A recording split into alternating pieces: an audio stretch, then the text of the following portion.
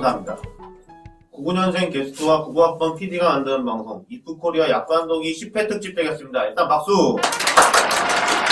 이제 어엿한 중견 유튜브 방송이 된 거죠. 10회를 부자지 쓰잖아.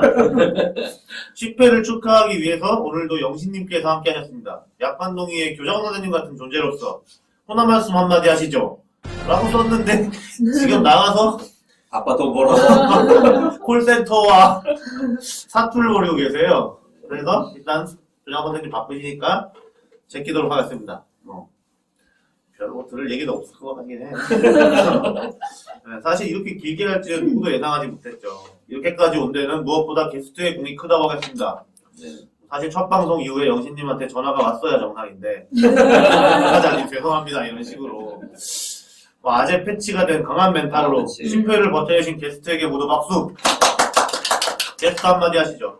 네, 저 왔습니다.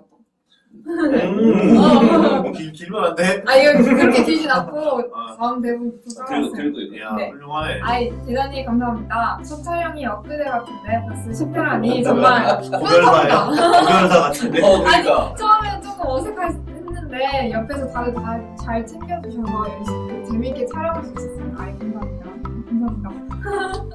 앞으로도 더 다양하고 흥미로운 주제로 찾아뵐 테니까 모두들 기대해주세요. 그리고 약간동이 많이 챙겨봐 주세요.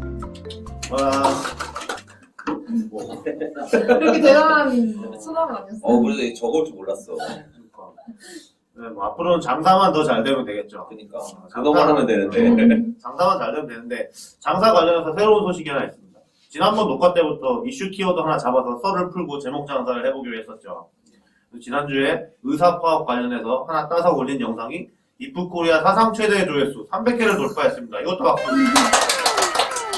어쨌든 키워드를 따라가니까 이거라도 먹어요. 그러니까. 저번 거는 처음이라도 영상을 좀 막 찍긴 했는데 이런 영상에다가 이제 이루진 프로젝트 홍보 관련한 클립들을 앞뒤 중간에 좀 넣으면 그나마 좀 괜찮을 것 같아요. 사실 이게 아름다운 방법은 아닌데 정통 컨텐츠로 승부하는 게 아닐까. 지금 우리가 그런 거 저런 거 따질 상황이 아니죠. 아무튼 그래도 이런 오리지널 컨텐츠는 만들어야 되니까 가야겠죠. 게스트, 그래서 오늘의 주제는 뭔가요? 10회 특집 말고. 네, 오늘은 부채 특집입니다. 네, 부채. 빚이라는 뜻이죠. 부채도 있고 그 부채도 있지. 아재 개그. 그 부채. 게스트 부채도사 알아요? 저 부채도사 몰라요. 진짜? 배추도사, 무도사 아는데 부채도사는 몰라요. 진짜 몰라? 네, 진짜 몰라요. 부채 신이시여 이거 몰라? 네, 몰라요.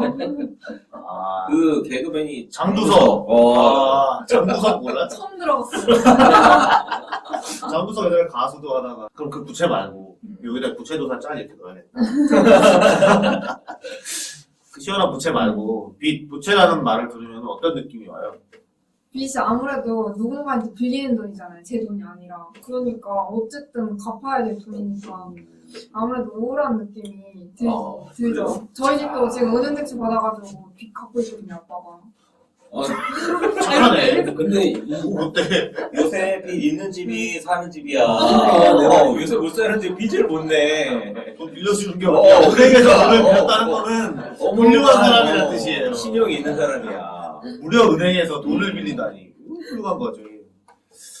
그래서 빚도 자산이라는 말을 들어봤어요, 게스트? 네. 여기서 지금 대본에서 봤어요. 아, 처음 봤구나. 네, 빚이 어떻게 자산이지 하면서. 자본 더하기 부채는 자산. 이런 게 이게 회계에서 기본 공식이에요.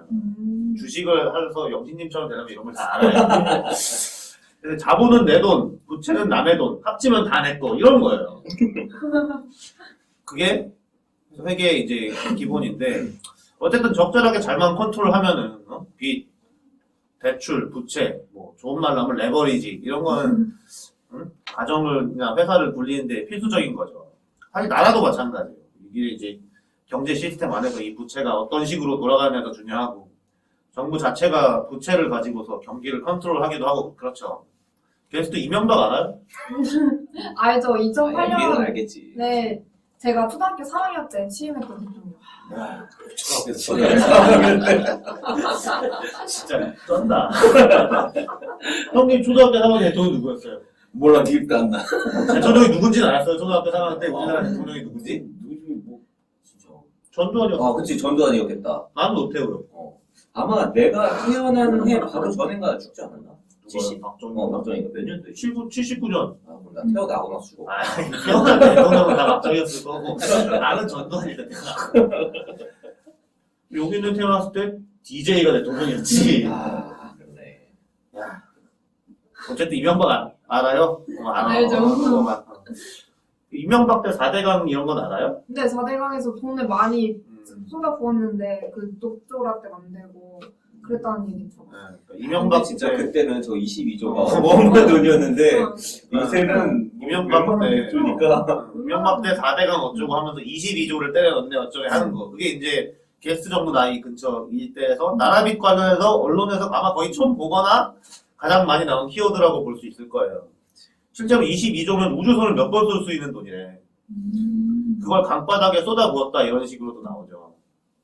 물론 강바닥에 온전히 박았을 리는 없지. 그게 문제긴 한데 아무튼 그때 그게 22조인데 요즘에 우리나라에 진짜 레알 부채도사가 나왔다고 걱정하는 분이 계세요. 그게 김광수 소장님이죠. 지금 정부가 너무 빚을 많이 진다 이거죠. 물론 김광수 소장님이 나라빚 걱정한 거는 10수년이 됐어. 그치. 근데 이게 뭐 물론 코로나 때문에 어쩔 수 없는 부분이 좀 있기는 한데 아무튼 지금 문재인 정부가 너무 빚을 아스트랄하게 많이 진다 이거야. 그래서 이게 지난주에 경제시평에서도 나오고 물론 경제시평 아니라도 항상 하는 말이긴 한데 몇 년째 자세한 내용은 이제 김광수 소장님 영상을 참고하시면 됩니다. 오른쪽에 이렇게 카드 링크 뜰 거예요. 오른쪽을 가르쳐줘봐. 여기 왼쪽. 여기 여기 가서 아니지. 여기지. 여기. 아무튼 위에 떠.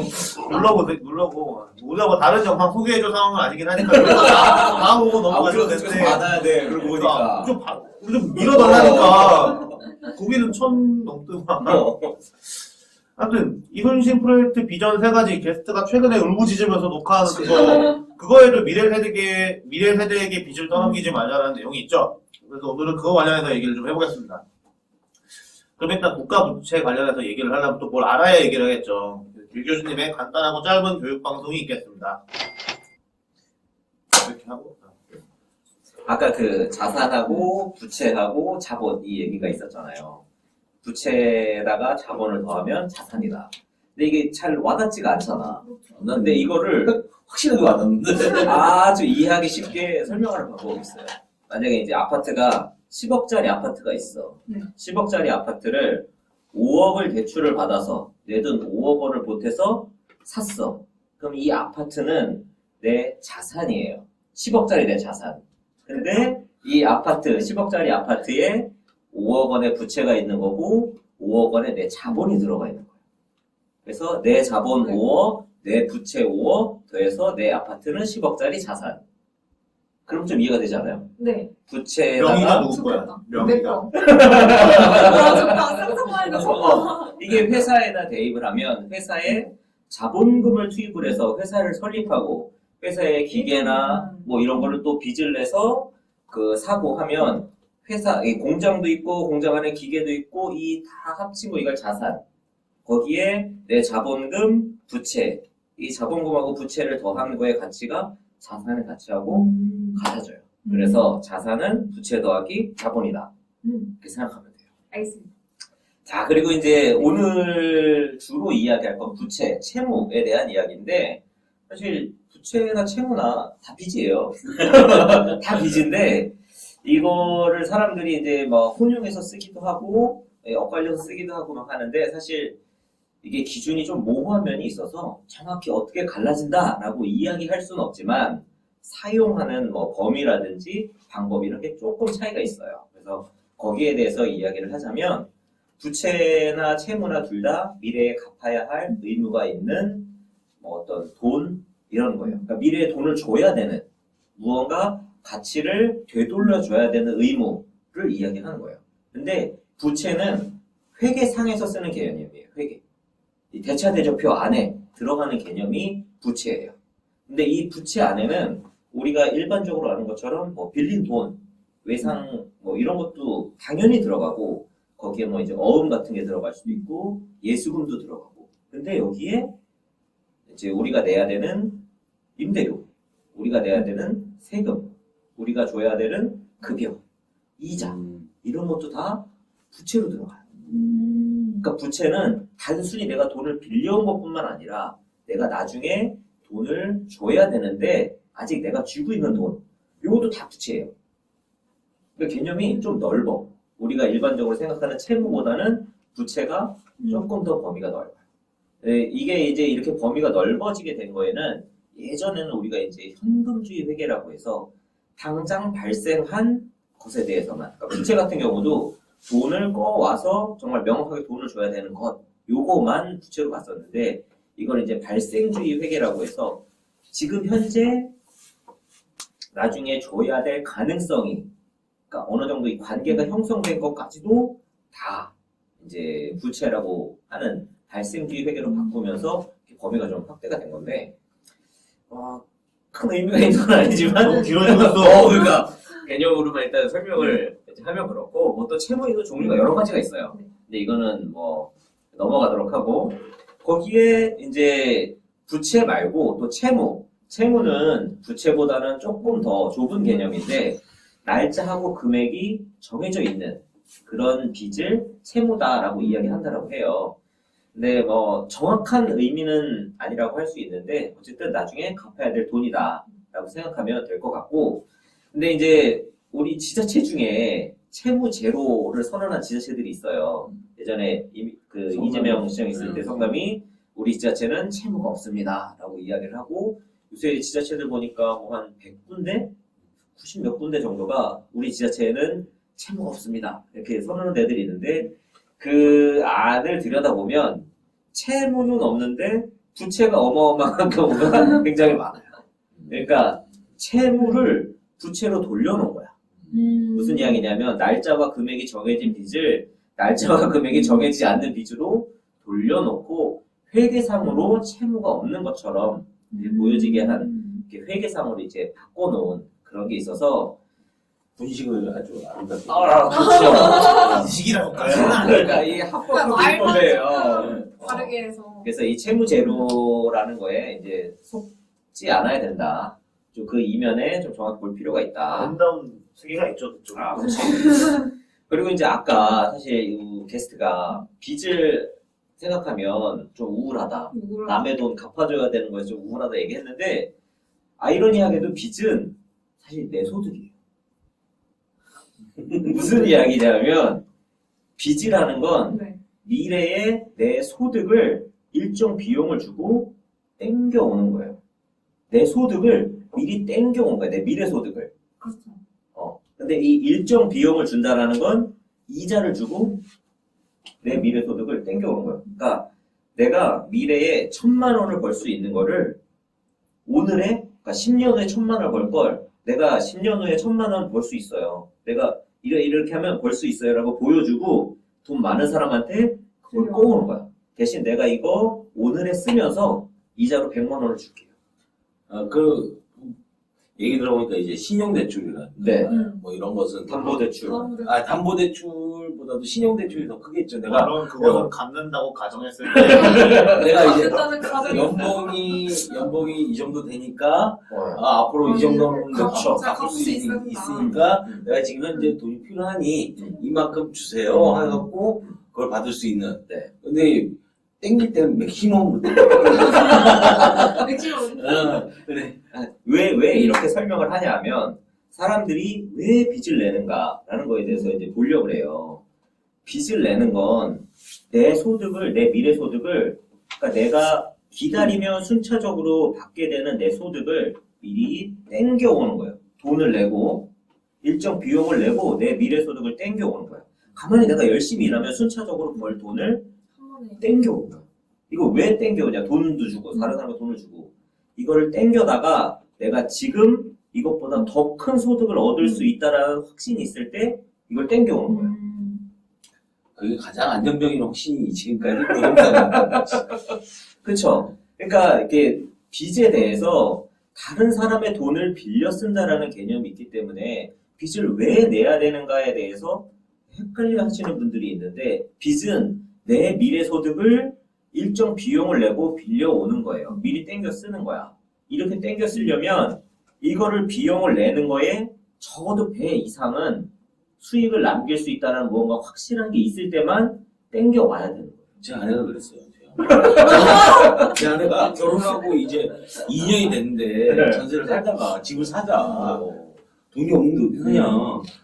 여기 있잖아. 그렇지. 야, 전세금 있고 돈을 이렇게 땡기고 이렇게 땡기면 내가 이 집을 살 수 있다. 그랬더니 빚을 왜 지냐? 빚을 지면 이자가 나가지 않느냐? 야, 그러면 이자가 나가는 것은 이거 월세가 나가는 건 똑같은 상황이야. 월세 나가는 것보다 싸게 나가거든? 그거를 한 3시간을 설명을 했어. 그래도 이해를 못하는 거야. 빚을 지는 것에 대한 두려움.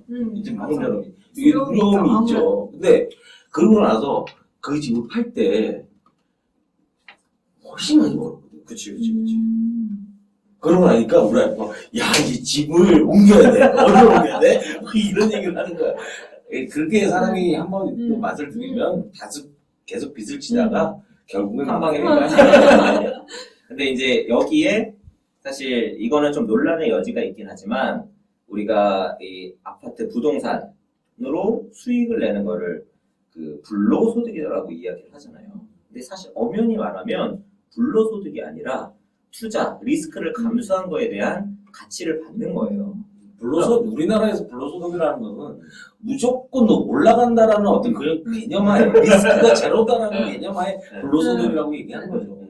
그러니까 어쨌든 이 빚이라는 거, 채무라는 건 그렇게 내 미래의 소득을 일정 비용을 내고 가져오는 거다. 그래서 빚이라는 걸, 채무라는 걸 발생시킬 때는 내가 충분히 그 비용, 이자 비용이란 것을 상쇄하고도 남는 그 이상의 수익을 낼 수 있다는 확신이 있어야 돼요. 그럴 때만 이 리스크를 감수할 수가 있는 건데 국가 채무는 또 물론 약간 다른 양상이 있어요. 왜냐하면 국가는 그 회사가 아니잖아요.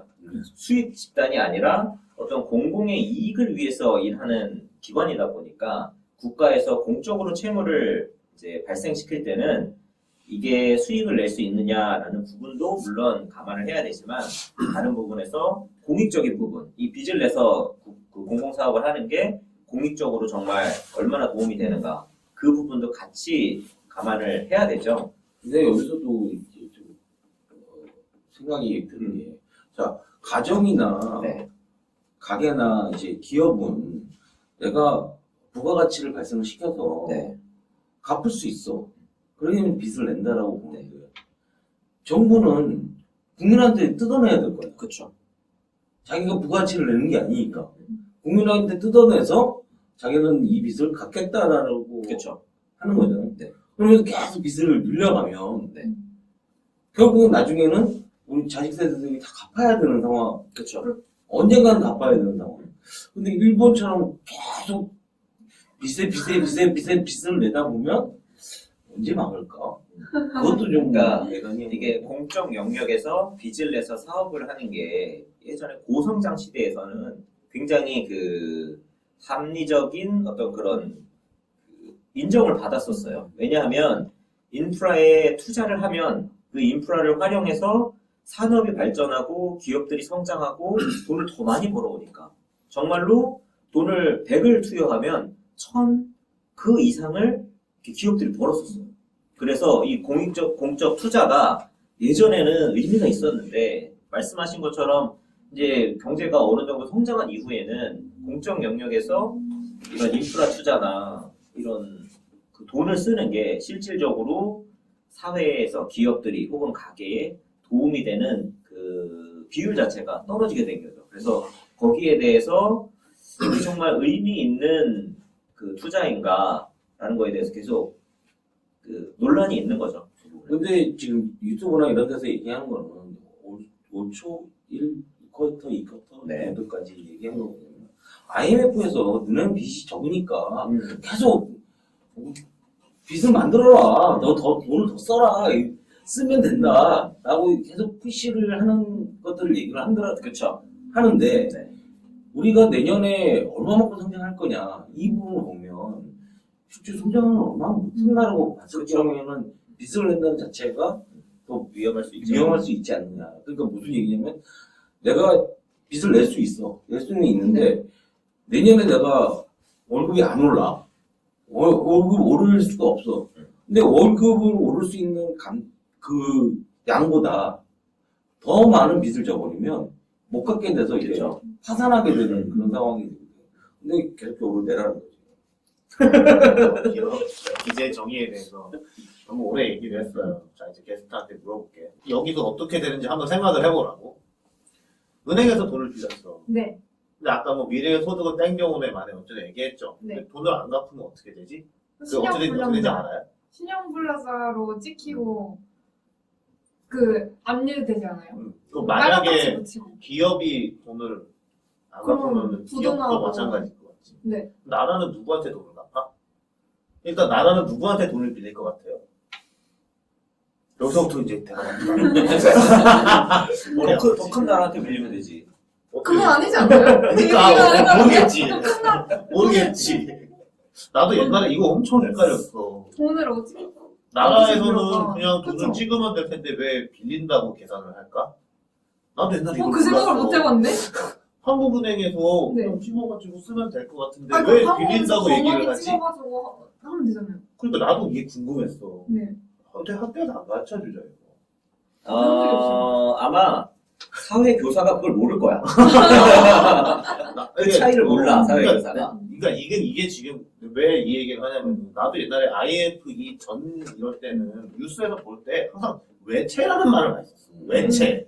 우리나라는 돈이 없어가지고 외국에서 돈을 많이 빌려왔기 때문에 이걸 전 국민이 일치단계에서 갚아야 된다고 이런 식으로 얘기를 했고 IF 때도 그랬단 말이에요. 근데 지금 여기서 얘기하는 거는 우리 정부가 그냥 지가 진 빚을 얘기하는 거야. 외채 달러 빚이 아니고. 그러니까 우리가 만약에 외채를 빌려가지고 외국에서 돈을 빌려가지고 그걸 못 갚아가지고 작살난 게 IMF거든? 네. 따지고 보면? 그렇죠. 근데 지금 여기서 말하는 이 돈은 어디서 빌릴 것 같아요?